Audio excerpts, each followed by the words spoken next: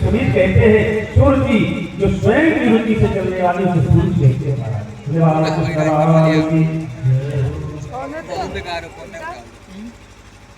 राजा सूर्य को देखा आकर्षित हो गए बोले हमारे राजा उत्तान बात उसके घर में प्रवेश करते ही दर्शन हो रहा हो लेकर के बड़ा सुंदर संस्कार क्या है माता सुनीति जब ध्रुव जी 4-5 वर्ष के हो गए एक बार संत ने सुनीति से कहा बेटी और सेवा करती हो हम तुम्हारी सेवा से पसंद हुए आज वरदान मांगो क्या जो मांगोगी तुम्हें देंगे। सुनीति बोली क्या मांगू बाबा मेरी कोई कामना नहीं है वर देना है तो केवल एक वर दे दो हमारी ये छोटी बहन सुनीति क्या मांग रही जिसकी वजह से तुमको इतना कष्ट हुआ घर से बाहर निकाल दिया गया उसके लिए तुम पुत्र की कामना करती हो। तुमने कहा है उसको पुत्र होगा नहीं लेकिन तुम कुछ और मांगो तुम्हारा बेटा तपस्वी बनेगा तेजस्वी बनेगा यशस्वी बनेगा उसको पुत्र तो होना ही है। भगवान कहते कि एक रासुर के पुत्र मिलाओ ना यार मकान के पुत्र का नाम था उत्तम वो भी पहुंच गया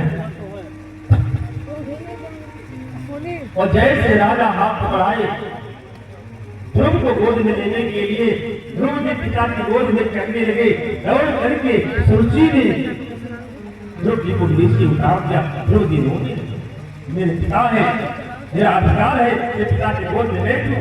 सुरुचि ने कहा कहते राजन सुरुचि ने अपने गर्भ को भगवान से बड़ा माना रोते हुए ध्रुव जी अपनी माँ के पास आई माता सुरुचि ने कहा बेटा क्या ध्रुव जी ने कहा माँ छोटी माँ ने कहा माँ ने कहा तुम जंगल जाओ भगवान की तपस्या करो भगवान को प्रसन्न करो वरदान मांगो। सुनीति ने कहा तो छोटी माँ ने ठीक कहा वन में जाना चाहिए वन में जाना है कल जाना है तो आज भी चले जाओ आज जाना है तो अभी चले जाओ लेकिन माँ जंगल में तो शेर रहते हैं भालू रहते हैं वो कहीं भोजन कहाँ मिलेगा। माता सुनीति ने कहा जो सबकी रक्षा करता है तो तुम्हारी रक्षा करेगा। तो जहाँ तक भोजन की बात है बेटा जब दांत नहीं तब दूध दियो अब दांत दिए कछु और भी दो।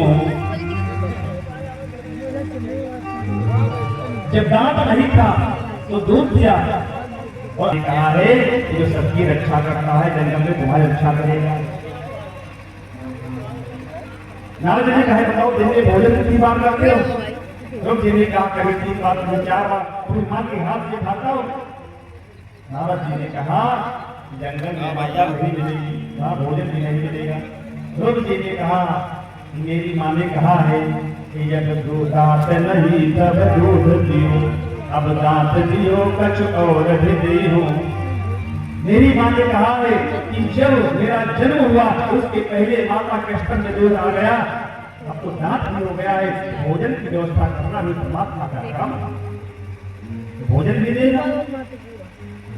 लेकिन तुम नारद नहीं हो सकते। नारद जी के नेत्रों में आंसू आ गए बेटा मैं परीक्षा दे रहा था बच्चे हो कि पक्के हो दृढ़ता है तुम्हारे अंदर जंगल तो जाना ही चाहिए लेकिन एक बात बताओ क्या कहा किसी को गुरु बनाया है गुरुमंत्र दिया है। तुरंत ध्रुव जी ने कहा आपसे बढ़िया गुरु मुझे और कौन मिलेगा आप ये गुरुमंत्र दे दीजिए। तो नारद जी ने ध्रुव जी को गुरुमंत्र में स्नान किया आचमन किया और भगवान के भजन में लगे बोले बाल के सवाल ध्रुव जी के भजन का पहला महीना चल रहा है 3 दिन तक कुछ नहीं खाते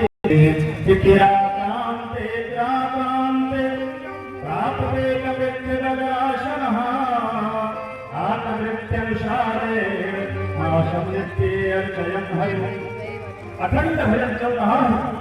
ध्रुव जी के भजन का 3रा महीना आरंभ हुआ 9 दिन तक कुछ नहीं खाते 9वें दिन केवल पानी पीकर रह जाते।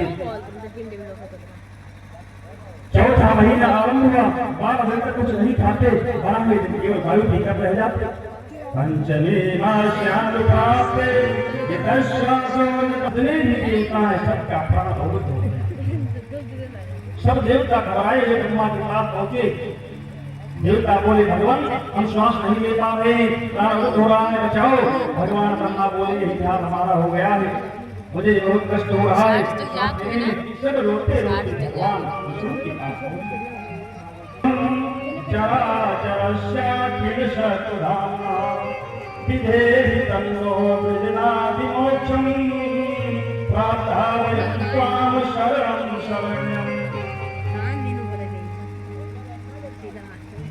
देवता लोग कहते बताइए भगवान हमारे प्राण क्यों रुक हो गए, हम जानते नहीं। तो बोले कहा देवताओं डरो नहीं, मेरा नन्हा सा भक्त मेरी समाधि में है, इतना ध्यानस्थ हो गया है, इतना ध्यान बंद हो गया है कि उसका प्रारूप है। अभी जाकर मैं उसे दर्शन देता हूँ, आपका स्वास्थ्य चलने लग जाएगा।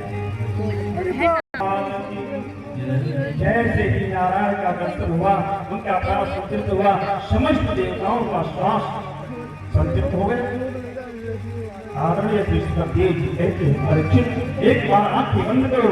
देवता भी हंसने लगे, इन तीनों की हंसी को देखकर राजा देव हंसने लगे, इन चारों की हंसी को देखकर राजा परीक्षित हंसने लगे, इन पांचों की हंसी को देखकर जो राज संत वहां बैठे। परीक्षित बोले वो बड़े कृपालु भगवान इसलिए हंसे, बोलो क्या, मुझे आपका दर्शन हो गया, बोलने को रह क्या गया, क्या बोलूं, मुझे बोलना आता नहीं। देवता इसलिए हंस रहे हैं, जब ऐसा मौका मुझे मिल जाता तो मांगने की लंबी लिस्ट तैयार कर जाता। देव जी इसलिए हंस रहे हैं, जब गोविंद मिल गया तो मानोगे क्या। परीक्षित इसलिए हंस रहे हैं, कितनी कृपा की आपने मुझे कथा के माध्यम से उस झांकी का दर्शन करा। हजारों शब्द हंस रहे हैं इसलिए परीक्षित तुम धन्य हो, तुम्हें सुखदेव जैसा वक्ता मिला, जिसने प्रत्यक्ष भागवत के माध्यम से नारायण का दर्शन कराया।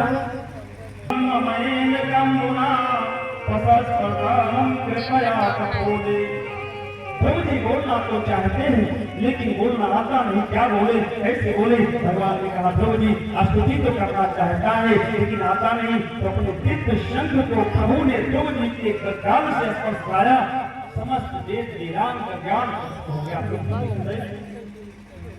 क्योंकि भगवान की इस पर कृपा हो जाए, महाराज पढ़ते लेकिन कुछ नहीं होता, असंभव काम संभव हो जाता है। बताओ मीरा ने कभी स्कूल देखा, सूरदास ने कभी स्कूल देखा, रहीमदास ने कभी स्कूल देखा, लेकिन इनकी एक एक कविताओं पर एक एक लाइनों पर लोग पीएचडी करते हैं।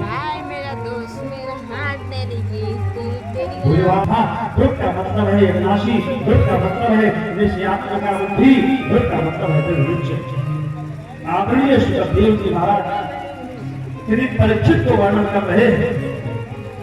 भागवत में भी 3 श्रोता है और 3 वक्ता, रामचरितमानस में भी 3 श्रोता है 3 वक्ता।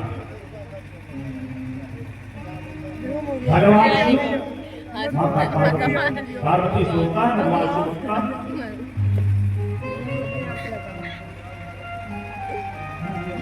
भरद्वाज जी श्रोता है, जातवेद जी वक्ता है, काकभूषण जी वक्ता है, गरुड़ जी श्रोता। 3 श्रोता 3 वक्ता मानस में भी है और 3 श्रोता 3 वक्ता भागवत में भी है। ध्रुव जी ने प्रभु की स्तुति करनी चाहिए लेकिन स्तुति करना आता नहीं, तो स्तुति करे कैसे। इसलिए परमात्मा श्रीमन नारायण ने अपने दिव्य शंख को ध्रुव जी के कपोल से लगा दिया, जिससे वेद वेदांतों का ज्ञान हो गया। परमात्मा के चरणों में ध्रुव जी ने स्तुति की। ध्रुव जी कहते हैं यो कुंता प्रविष्टमम वाचनिमां पुसुक्तां शंकीर्यत्तिल शक्तिधरा शुभाम्ना अन्यान् सहस्रजन्म समृद्धागामी प्राणान् नमो भगवते पुरुषाय तुभ्यम्। श्री ध्रुव जी कहते हैं भगवान मेरी सोई हुई वाणी को आज जगा दिया, आपके चरणों में बार बार वंदन करता। जीव की बारिश सोई हुई रहती है। आप कृपा करें तो जग सकती है। आपकी कृपा बिना जीव आपको जान भी नहीं पाता, बिना जाने आपके चरणों में प्रीत